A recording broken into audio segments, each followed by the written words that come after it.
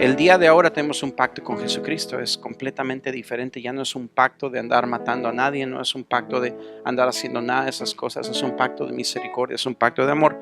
Pero como Jesús vino en el tiempo en el cual el judaísmo se practicaba muy fuertemente, las personas que estaban a cargo de la iglesia, por decirlo así, que estaban a cargo del pueblo, eran personas religiosas que habían levantado el fariseísmo.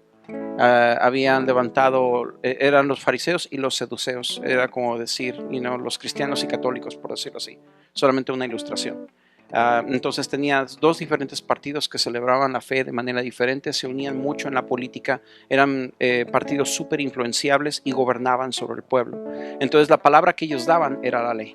Y era exactamente como era. Entonces ellos, aprovechando la fuerza política que tenían y aprovechando toda la influencia que ellos tenían, en la ley hay aproximadamente, no solamente son 10 mandamientos, sino que son 10 mandamientos fundamentales, y entonces los otros 603 mandamientos expanden los 10. Entonces tiene 613 mandamientos en el Antiguo Testamento. Entonces el partido de los fariseos y de los seduceos, que es una religión, ellos añadieron otros 500 más. Entonces ya tienes más de 1000, aproximadamente 500, tal vez sean más, pero ahora tienes aproximadamente más de 1000 mandamientos que ellos ponían encima de la gente, que ni siquiera estaban escritos en el Tanaj, en la Biblia que ellos tenían en aquel tiempo. Entonces viene Jesús, el que escribió la ley, y viene y la interpreta correctamente. Y ellos no lo pueden resistir, porque es un cambio bien difícil, porque ellos están acostumbrados a otra cosa. Ellos ya tienen su percepción de cómo van a ser los últimos días. Ellos ya saben que Jesús viene en un caballo blanco y que viene a derrocar al imperio romano, que viene a liberar al pueblo judío y lo viene a exaltar, y todas las naciones se tienen que someter al pueblo judío. En cierta manera hay puntos de ese pensar que estaban en lo correcto, pero en otros no. Ellos ya habían determinado cómo Jesús iba a venir. Entonces, ¿qué crees? Jesús, en lugar de venir en caballo blanco, viene en un pollino. En lugar de venir con una espada, viene humilde. En lugar de venir a matar a sus enemigos, Él viene a servirlos y amarlos. Y no lo pueden reconocer. El día de ahora ya sabemos cómo Jesús va a venir. Ya tenemos todos los charts hechos, todas las tablas. Ya sabemos que va a venir de esta manera, que van a quedarse tanta gente, etcétera, etcétera. Ya hicimos la serie de Left Behind, ya sabemos absolutamente todo. ¿Y qué tal si se repite la historia otra vez y el Señor viene de una manera que menos lo imaginemos? Pero si estamos clavados en nuestra religión y estamos clavados en nuestra manera de interpretar la Biblia, nunca vamos a encontrar el corazón de Dios. Y ese es el punto de lo que Juan capítulo 5 quiere explicar. Jesús quiere que la gente regrese al corazón de Dios, porque nunca se trata de interpretar una religión, se trata de portar la gloria de Dios. Me refiero de que mi vida sea un recipiente, un vaso de barro, donde pueda ser lleno de la gloria de Dios. Donde el Espíritu de Dios pueda vivir y pueda manifestarse. Hermano Job, pero yo ya tengo el Espíritu Santo. Todo aquel que recibe a Jesucristo como su Salvador y vive en Cristo, ya tiene el Espíritu Santo. Pero el Espíritu Santo no reposa en toda la gente. Una cosa es que el Espíritu Santo viva en ti, otra cosa es que el Espíritu Santo repose en ti. Que el Espíritu Santo se mueva a través de ti. Eso es otra cosa.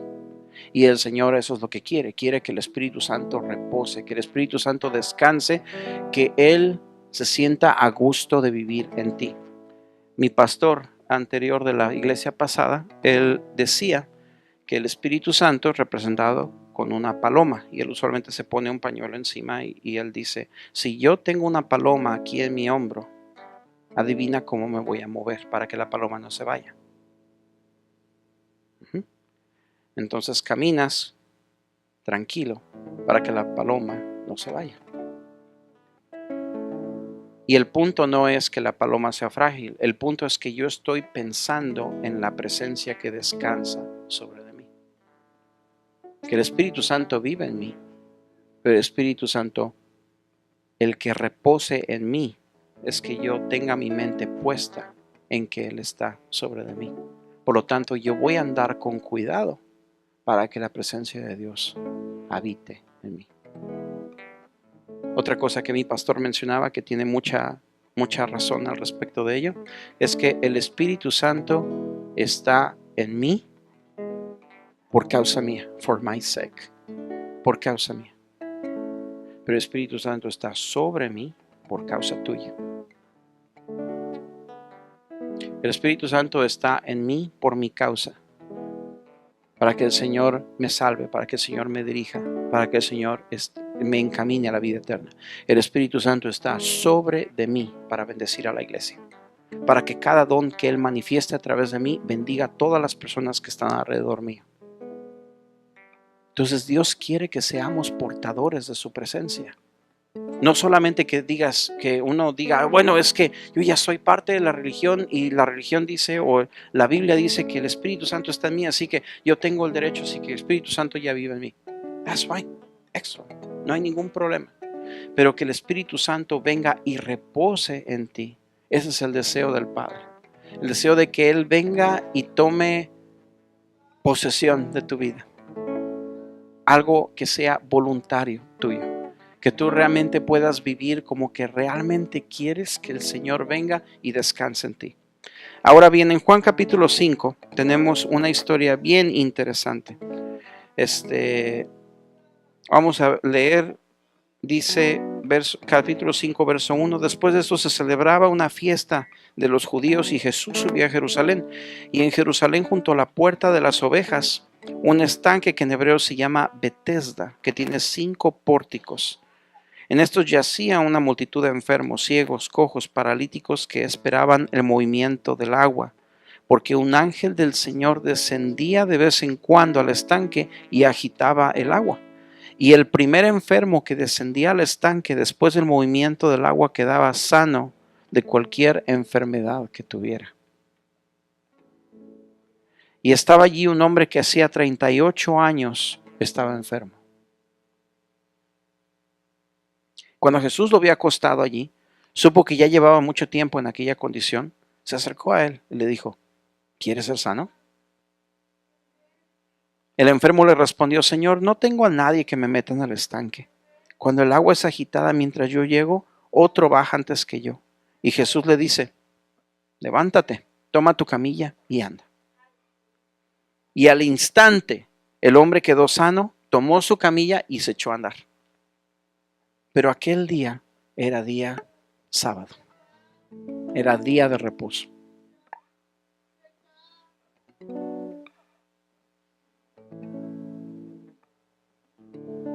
Es como por decir que estás enfermo en la casa.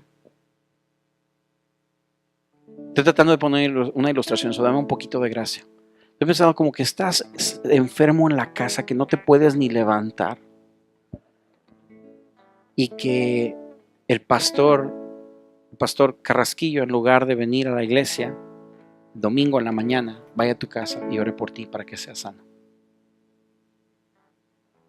Entonces el hermano Job, que es un religioso, se enoja porque el hermano Carrasquillo se fue a orar por ti el día del servicio y le diga, ¿no puedes escoger otro día para ir a sanar a una persona en lugar de ir el día domingo para sanarlo?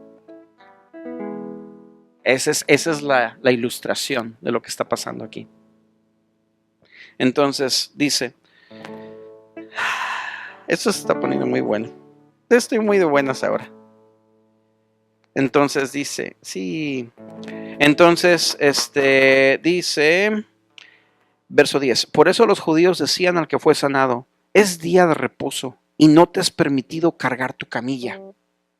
Pero él le respondió, el que me sanó me dijo, toma tu camilla y anda.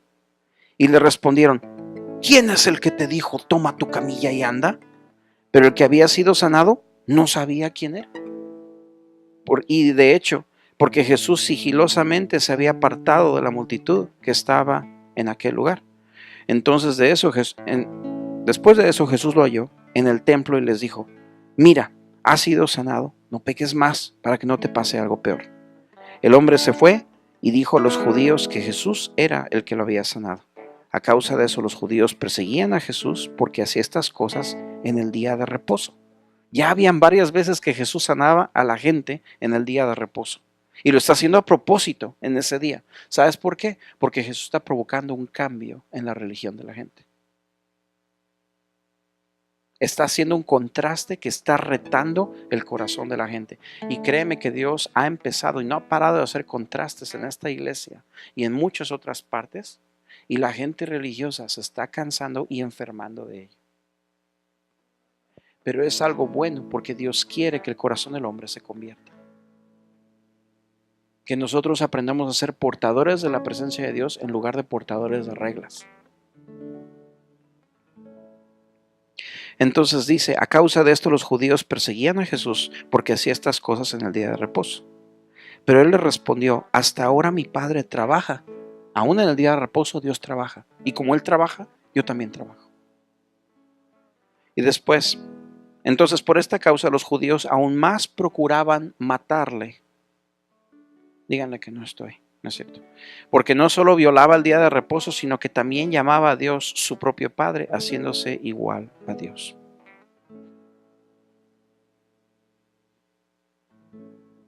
Por eso Jesús respondiendo les decía, en verdad os digo que el Hijo no puede hacer nada por su cuenta. Solo lo que ve hacer al Padre, porque todo lo que hace el Padre, eso también hace el Hijo.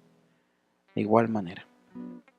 Es esa sincronización de corazón de un ser humano con el Padre, que Jesús era 100% ser humano, y Jesús está haciendo todo lo que Él ve al Padre hacer. Y el Padre está poniendo el dedo y dice, esa interpretación de mi ley no me gusta. Entonces viene Jesús y empieza a mostrar un contraste diferente. La gente se ofende y Jesús todo lo que dice, ¿saben qué? Yo estoy viendo al Padre hacer eso, así que yo lo estoy haciendo ahora. Porque está contrastando la mala interpretación de su palabra. Es bien interesante porque muchos de los problemas que hay ahí afuera, estaba preparando el próximo video de Café para el Espíritu. Voy a estar hablando acerca de la unidad de la iglesia. Entonces la iglesia está, voy a poner eso como ejemplo. Hoy en día las reuniones sociales, todo lo que es Facebook, YouTube y todo lo demás, mucha gente, no sabes cuántos comentarios yo escucho de diferentes personas, y tiene mucho tiempo esto ya, que escucho cómo la gente dice, ¿ya viste el último video de YouTube? ¿Ya viste esto que acaba de suceder? O por su Facebook lo conoceréis y se la pasan con el enfoque puesto en Facebook, en el último desastre, en la última tristeza. Rafi y yo estábamos platicando esta mañana acerca de algo que está corriendo por las redes sociales, de que el mundo se va a acabar otra vez en septiembre 23, o que Cristo ya viene, o que hay una alineación de planetas y que tiene que ver con las pirámides de Egipto y que yo no sé qué tanto. ¿Qué pasó? Yo pensé que los mayas iban a hacer eso. O pensé que Nostradamus tenía la palabra de Dios. O que todo se iba a acabar en el Y2K. Hasta los pobres mexicanos tienen la culpa de que se vaya a acabar el mundo. Pero lo curioso es de que la gente está agarrando su información de las redes sociales porque no están recurriendo a la palabra de Dios, porque es más difícil. No están yendo a la presencia de Dios porque tal vez lo que oigan en la presencia de Dios no va a ser congruente con esas cosas. Es más sensacionalista, satisface más a la carne el ver la información en las redes sociales porque infunden miedo, infunden sensacionalismo, infunden cosas que lastiman a la gente. Y naturalmente, por la naturaleza caída del ser humano, la gente empieza a recurrir a esas cosas. Y eso no debe de ser así. Y la razón por la cual les estoy poniendo a ustedes este ejemplo es porque hay en contexto de la unidad de la iglesia, hay una palabra que la gente le tiene mucho miedo, que es la palabra ecumenismo. ¿Cuántos de ustedes han escuchado esa palabra, la palabra ecumenismo? Y cuando tú ves en el diccionario lo que quiere decir la palabra ecumenismo, que han tachado, que Marcos Witt es ecuménico, que Jesús Adrián Romero es ecuménico, y la gente se llena la boca de decir ecuménico y no sabe qué quiere decir ¿cómo se llama? Ecuménico. Entonces, básicamente la palabra ecuménico quiere decir las religiones cristianas o las ramas del cristianismo juntándose en una. No me parece nada mal. el propósito. Ahora, si lo ponemos en la manera en la que el mundo lo ve, un ecumenismo que piensan que el amor verdadero es que todas las religiones se lleven, no se puede. No podemos nosotros tener comunión con una religión que mata a la gente hoy en día. No tenemos comunión con una religión que en lugar de llevar a la gente al cielo los va a terminar perdiendo. Pero entonces cuando nosotros metemos al cristianismo en medio de todas esas religiones, nosotros no tenemos más que aportar que ellos, si no aportamos la presencia. Porque de otra manera es otra filosofía que estamos trayendo al mundo. Si todo lo que nosotros tenemos es solamente un argumento de boca y no llevamos la presencia de Dios en nosotros, no somos muy diferentes que la religión de al lado, delante de los ojos de la gente, porque estamos vacíos de presencia. Y es el poder del Espíritu Santo el que convence a un pecador de que tiene que venir al Señor. En el contexto de unidad. Si yo soy un tipo de cristiano que me monto en mi caballo, yo digo, esta es mi iglesia y solo mi iglesia se va a ir en el rapto. Y cuando yo me vaya, le voy a mandar tarjetas postales a todas las demás iglesias que no se fueron. Y créeme que hay muchas iglesias que pensamos así. Gracias a Dios, no aquí en Moré, pero yo llegué a pensar así tantas veces.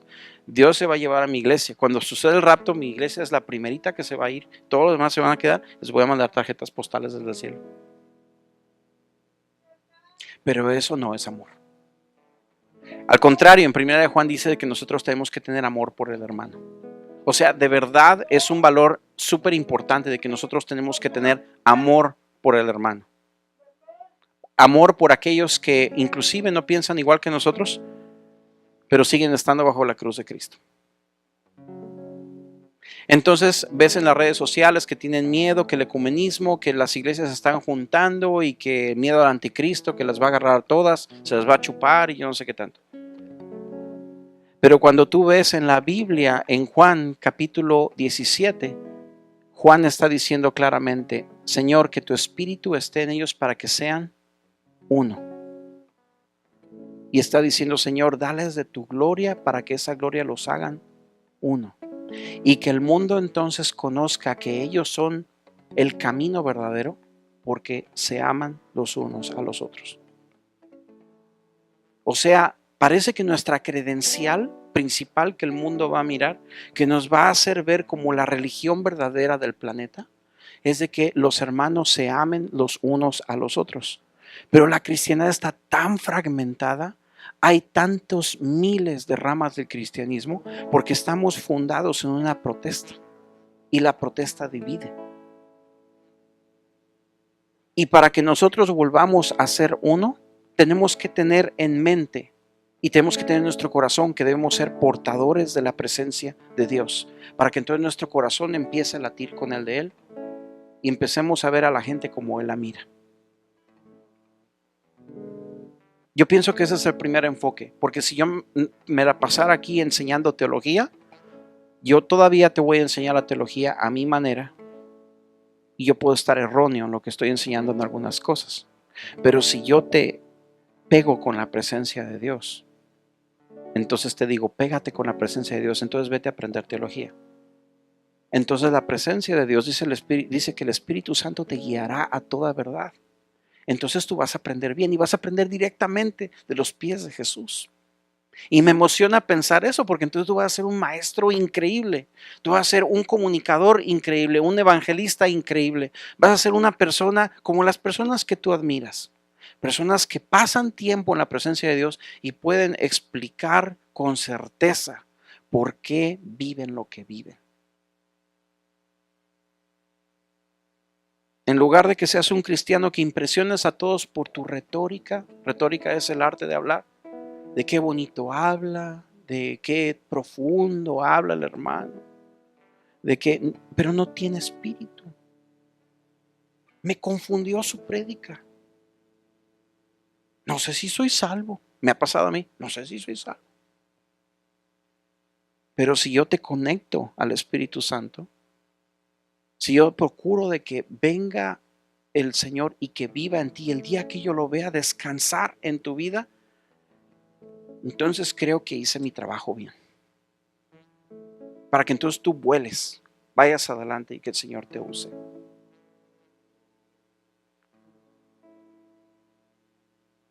Así que aprovéchate de todo lo que el Señor te dé en esta casa, ¿sí? Esta es una plática bien casual, hermanos. Sí tengo un punto el día de ahora, pero el punto es de que seamos portadores de la presencia y que vayamos abandonando esos pensamientos religiosos que nos evitan seguir aprendiendo. Que te avientes, cuando te decimos aviéntate a buscar la presencia de Dios, no estoy hablando de que esperes a la próxima prédica o que vengas a más actividades de la iglesia. Estoy hablando que de tu tiempo, personalmente, hagas el tiempo para estar en la presencia de Dios. Isaac me mencionaba que él llegaba a su casa y él se la pasaba estudiando la palabra de Dios y se quedaba dormido leyendo la Biblia, con un hambre de Dios para que el Señor viniera. Débora empezó a leer el libro de Génesis, ya casi lo termina, de su propia cuenta. Estamos hambrientos por la presencia de Dios y la palabra de Dios lo muestra a él. Pero la Biblia es un libro tan duro de leer, hermanos. Sí, es un libro muy duro de leer. Y para eso estamos aquí, para poderte ayudar. Puras letras no tiene muñequitos. Ajá. Pero aquí estamos para poder ayudarte. Pero aviéntate.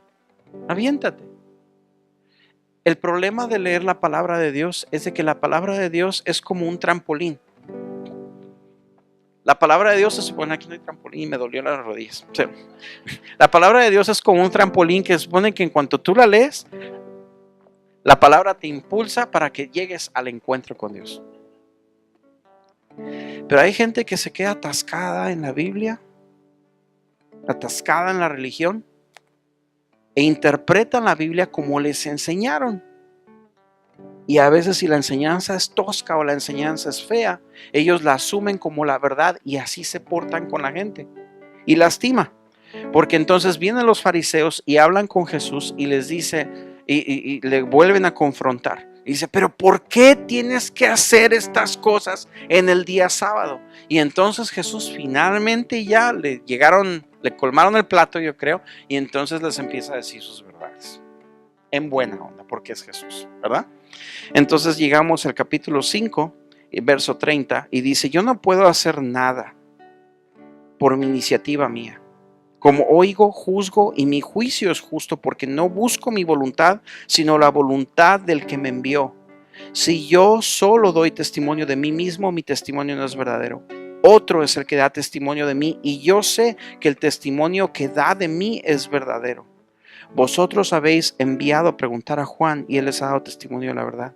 Pero el testimonio que yo recibo no es del hombre, mas digo esto para que vosotros seáis salvos.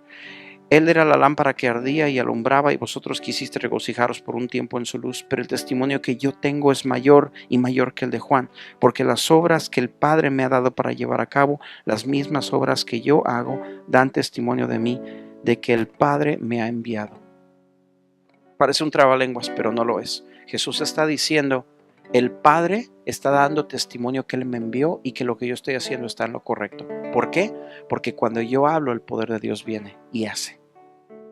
Y eso yo quiero buscarlo para mi vida. Te invito a que lo busques tú también. Que cuando tú hables, le digas, Señor, yo quiero que tú estés presente y manifiestes algo de tu poder. Y esto incluye, pero no limita, señales y prodigios.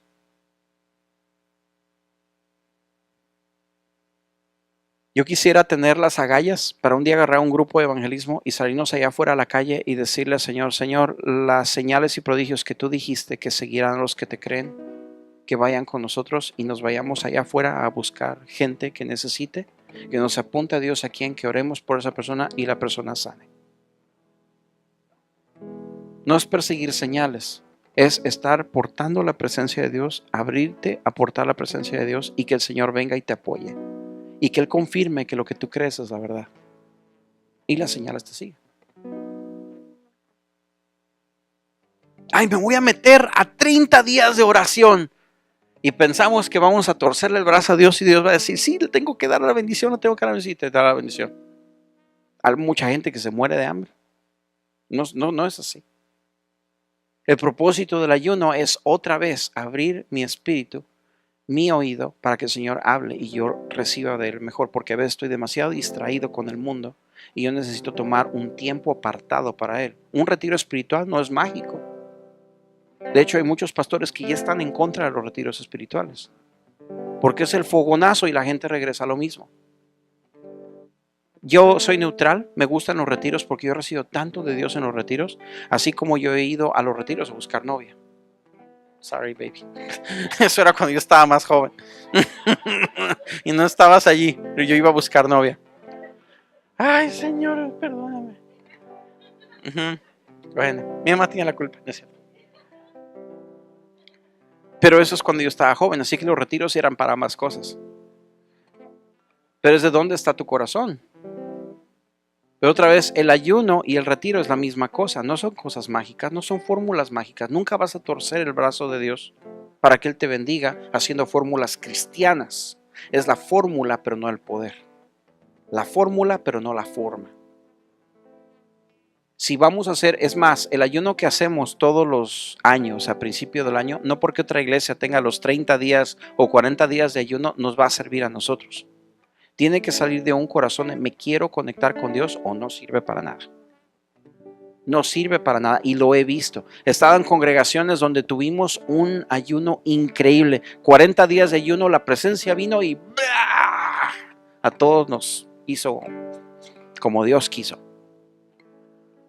Y decimos, vamos a hacerlo otra vez el siguiente año. Lo hicimos el siguiente año y es como que todo el infierno se soltó encima de nosotros. Y nos fue como en feria.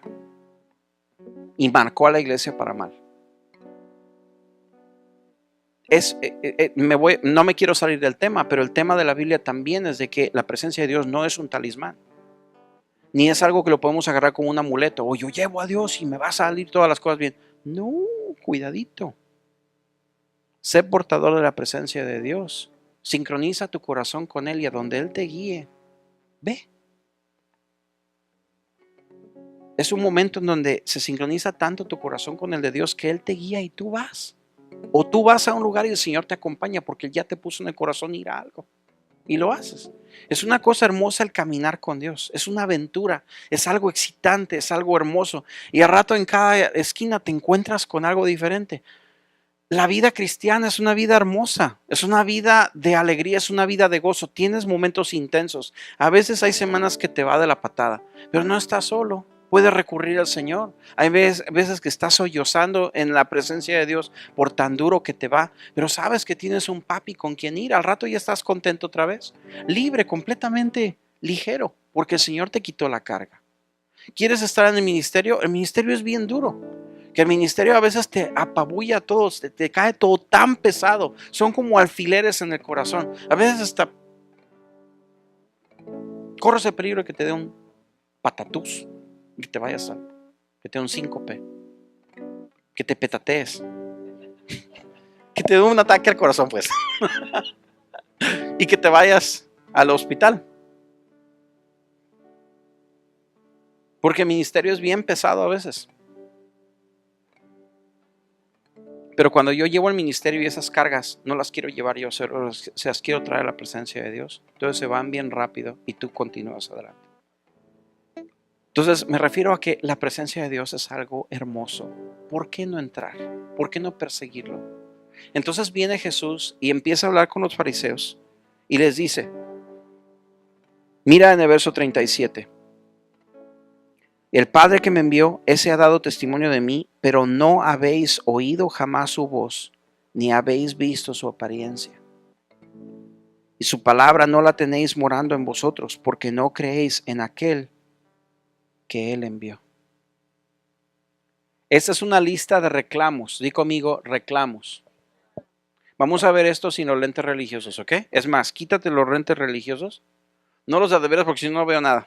Pero quítate los lentes religiosos. Un momentito, vamos a ver esto neutralmente en su contexto histórico. Cuando lees la Biblia en un contexto histórico, tienes que pensar de estas dos maneras. A ver, Armando, ven, córrele. Karen, ven conmigo un momentito. Este es el apóstol Pablo. Eso. Y ella es Timotea. ¿Ok? Entonces, cuando el apóstol está escribiendo una carta, voy a agarrar un pedazo de mi Biblia, él está escribiendo una carta y ya la termina, entonces el apóstol le da la carta a Timoteo. Entonces, cuando tú lees la Biblia en el contexto de hermenéutica histórica, finalmente es hermenéutica histórica porque ves la historia, en qué día le dio o en qué tiempo le dio esta carta a ella. Eso te ayuda a entender el contexto. ¿Qué era lo que estaba pasando en ese lugar? En Éfeso, era una ciudad, era una urbe como Los Ángeles. Era una urbe donde había tanto revolú de tantas cosas, era como un aeropuerto de gente. Entonces, en Éfeso también era el centro de la cristiandad. Y la persona que estaba a cargo de la iglesia de Efesios era el apóstol Timoteo. Si me acuerdo bien, lo estoy diciendo en memoria, a lo mejor me está saliendo todo al revés, pero entienden el punto. Entonces, el tiempo es lo primero. Lo siguiente es, ¿qué es lo que él estaba escribiendo a ella cuando él está escribiendo aquí esta carta? Y le dice, esta carta dice, concerniente a la mujer, que la mujer se quede callada, que no hable, que en las congregaciones ni diga pío, y que mejor le preguntes en la casa a sus maridos. Exactamente. Entonces él agarra y se la da a ella. Y Timoteo mira la carta y no, ¿verdad? No, como que no. Pero cuando tú te pones en el lugar de ella y tú piensas, bueno, ¿qué es lo que ella ha de haber pensado cuando leyó esto? ¿Sí? Bueno, Timoteo era varón, no era mujer, pero en este caso vamos a poner que era ella. Y cuando tú lees el contexto histórico, la hermenéutica histórica, y empiezas a ver con cuidado cómo fue escrito esto, la carta a los Corintios, y no, bueno, era los Corintios, yo ya mencioné Efesios, pero en este caso, donde fue escrito de la mujer, fue en el aspecto de los Corintios. En la carta a los Corintios, el apóstol Pablo está diciendo, con respecto de la pregunta que me hicieron de los dones está así, 1 Corintios 14. Con respecto de la pregunta del amor, así está todo esto. Con respecto de la pregunta de las mujeres, que la mujer se quede callada, que no diga nada, que le pregunte, ¿qué? ¿La revelación vino a ustedes o vino a mí? Los está regañando. Ustedes se inventaron estas sandeces. Los está regañando. Entonces ya puedes sonreír. ¿Ya viste? Entonces, muchas gracias. Thank you, bro. Gracias. Entonces, en este aspecto, Jesús está llamando la atención de los fariseos y les muestra, les dice, ustedes jamás han visto a Dios, pero Moisés lo vio. Ustedes jamás han oído a Dios y Samuel lo oyó. Ustedes no tienen la palabra de Dios morando en ustedes. Y Josué llevó la palabra morando en su corazón y todo le prosperaba, todo le salía bien. Porque ese fue el mandato de Dios. Y era el mandato de Dios que la palabra de Dios morara en tu corazón. No sé, que se quedara atascada en tu mente. Y entonces hace un reclamo más, que es el reclamo más duro que les da a ellos. Y está en el verso 39. Ustedes estudian las escrituras porque piensan que en ellas tienen la vida eterna y ellas son las que dan testimonio de mí y no quieren venir a mí para que tengan vida eterna. Él les está diciendo, el Tanaj, que era lo que ellos tenían, que era todo el Antiguo Testamento, este Tanaj que ustedes están leyendo, piensan que ahí está la vida eterna, pero ¿qué creen? La vida eterna está aquí. Y este libro hablaba de mí y no quisieron venir para que yo les diera la vida eterna. Interpretaron el libro mal desde el principio. Eso es lo que les está diciendo. Religiosamente ponemos ese verso en cuadros, escudriñar las escrituras, porque no, es un reclamo. Jesús les está reclamando. Que Dios les bendiga a todos estos hermanos. Ya se me bajó. No quiero decir algo que decirle bola de religioso porque no es correcto, ¿verdad? No es correcto. Hermanos queridos, y a todos los que escuchan, estudian tan duro esta Biblia porque piensan que hay vida eterna aquí, y sí lo hay, si encuentras el propósito de la Biblia. La Biblia es un trampolín que debe llevarte a encontrarte con la presencia de Dios. Si todo lo que hago es que me memorizo versos, Me memorizo las tradiciones que me enseñan y no tengo espíritu en mí. No me he encontrado jamás con este Dios. Dios es un Dios de un libro y no lo encuentro como una persona. Estoy tan susceptible a interpretar la Biblia mal y matar a toda aquella gente que no esté de acuerdo conmigo. Las personas más peligrosas que yo he conocido en el mundo cristiano son enciclopedias bíblicas que se la pasan juzgando a la gente y usan la palabra de Dios para ametrallar quién sabe cuánta gente. Yo era así también. Pero cuando tú te encuentras con la presencia de Dios, Él te cambia. Y si esta palabra no causa más amor en tu corazón por la gente, estás leyendo mal la Biblia. De hecho, ese ese paralítico de Bethesda, era una persona que estaba condenada. Porque si tú estabas enfermo en el Antiguo Testamento, quería decir que pecaste y el Señor te castigó y por eso estás enfermo. Llegaba la gente y te escupían, porque era la justicia de los fariseos, y es como ellos interpretaban la Biblia.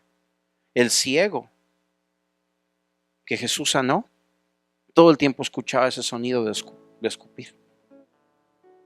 Y cuando viene Jesús a sanarlo, Jesús escupe otra vez y él escucha el escupir de Jesús. Y él se está preparando para que le escupa. Pero Jesús escupe en el lodo y de ahí agarra y le limpia los ojos. Todo eso tiene un significado increíble. Otra vez, poniéndote en el lugar de la persona que está recibiendo y la persona que está dando, empiezas a entender más la Biblia. Entiendes el espíritu de por qué Dios hizo tales cosas. En este caso está este hombre tirado ahí. ¿Por qué no sanó al resto de la gente y sanó nada más a este? Porque este lleva 38 años tirado allí. Mejor dale gracias a Dios porque Dios sanó en lugar de porque los demás no sanaron. Pon énfasis en lo que Dios ha hecho, no en lo que Él no ha hecho. Para entonces no tener la tentación de que levantamos toda una denominación o levantamos toda una teología de lo que Dios no ha hecho. Dios nos sana, Dios nos salva, el mundo se va a echar a perder, no hay esperanza. En lugar de lo que Dios sí ha hecho, sí ha hecho. El reino de Dios llegó. Jesús dijo, yo vine con mi reino y te lo voy a demostrar, y empieza a hacer señales y prodigios.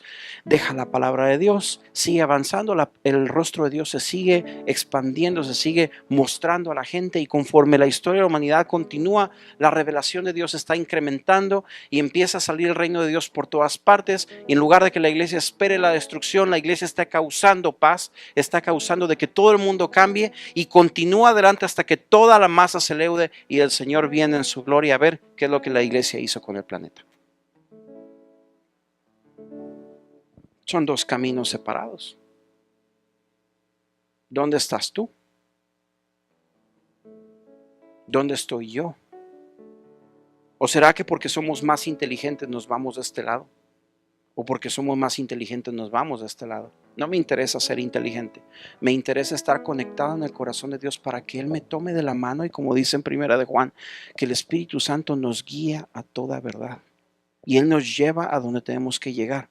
De manera que se cumple, como dice en Primera de Corintios, que mi fe no descansa en un predicador elocuente, no descansa en la retórica de mi predicador favorito en la línea, pero descansa en el poder de Dios que descansa en mi vida y que lo puedo ver, porque cuando yo me aviento a tomar el riesgo, el Señor empieza a hacer señales y prodigios alrededor de mí.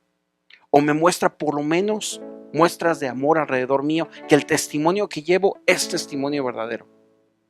Que cuando el Señor me dice, para tu vida y quiero que hagas esto, que seamos inmediatamente susceptibles a la voz de Dios y que nos movamos a hacer tal cosa.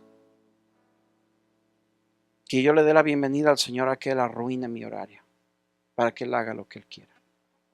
En medio de esta vida tan llena de ocupaciones que tenemos.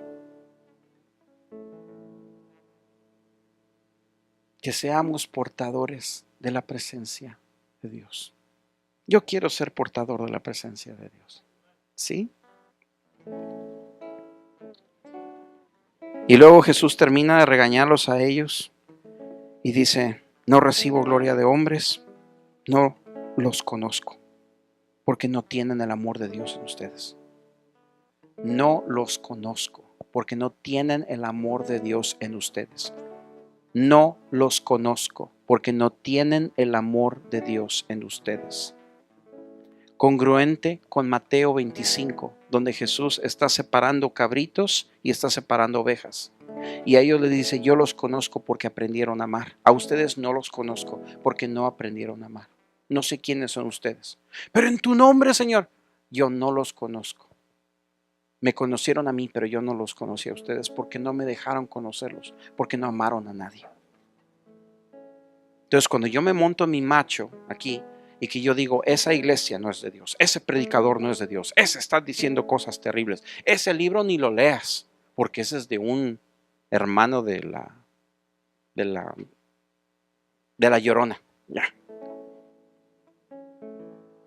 no vayas a leer sus libros porque tiene mala teología. Mi pastor anterior decía, yo tendría más miedo de un hombre que escriba un libro que nunca ha levantado un muerto, que nunca ha sanado a nadie, que nunca ha hecho la obra de Cristo. O sea, el contraste es completamente diferente a como nosotros pensamos.